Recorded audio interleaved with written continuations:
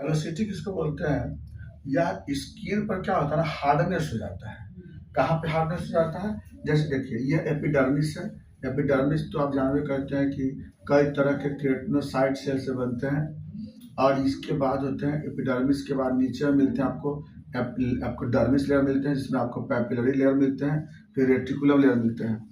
होता क्या है कि जब इस पे स्किन पर लो इंटेंसिटी के एजेंट अगर बार बार फ्रिक्शन करते हैं, लेस इंटेंसिटी के एजेंट बार बार फ्रिक्शन जब करता है ना, तो बार बार फ्रिक्शन होने के कारण क्या होता है, इसमें बार बार कोई एजेंट अगर फ्रिक्शन करता है तो उस केस में यहाँ पर धीरे धीरे केराटिन और कोलाजन प्रोटीन यहाँ पे जमा होने लगते हैं बिना काम का, पर्पसलेस डिपोजिशन होने लगते हैं। जिसके कारण क्या होता है ना कि यहाँ जहाँ पर बार बार फ्रिक्शन होता है वो जहाँ पे हार्डनेस होने लगता है।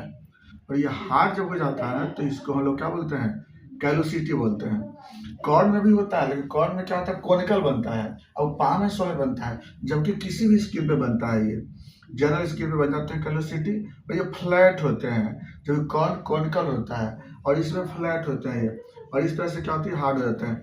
ये कब होते हैं? जैसे ऐसा कोई पर्सन जो पैर पे नहीं चल पा रहा हो, है ना, सोल पे नहीं चल पा रहा हो, तो उसको मजबूरी में क्या है ना, आपको थोड़ा पैर को बेंड करके नी ज्वाइंट पे या एंकल पे उस पे चलता हो, तो उसके कारण क्या होता है ना, जिस पार्ट पे चलता है स्किन पे वहाँ पर धीरे धीरे हार्ड हो जाता है।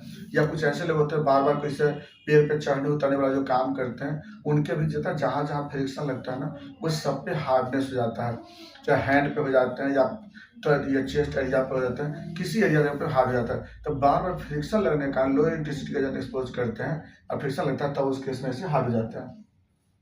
ये तो कारण था। उसका अब डायरेक्ट दिखाई देगा। इसका कलर कैसा होता है, ग्रे कलर के मिलेंगे, कभी कभी ब्लैकिश भी हो जाते हैं, और इससे ज़्यादा कोई प्रॉब्लम तो नहीं होता, लेकिन बड़ी था कभी कभी इचिंग होते हैं, कभी पेन हो सकते हैं। ये सब के पेशे का सिम्टम होता है। वहाँ पे हार्डनेस हो जाता है, बाद में रहा तो इंजुरी हो सकता है, उसमें कैंसर तक हो सकता है पेशेंट को बार बार ये सब फ्रिक्शन होने के कारण। ये सब जनरली होने के चांस होते हैं। डायरेक्ट देख सकते हैं। उसका ट्रीटमेंट के लिए क्या होता है ना, केराटिनोलाइटिक एजेंट इस पे एक्सपोज करते हैं। अगर फ्रिक्शन लगता है तो आप बार बार उससे हम लोग बचते हैं।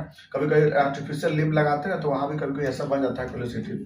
दवा में वही है, एंटीफ्लूड यूज करते हैं, कलकरिया फ्लोर यूज करते हैं, सालेसिया यूज करते हैं, और बाकी उसको मेंटेन करते रहते हैं।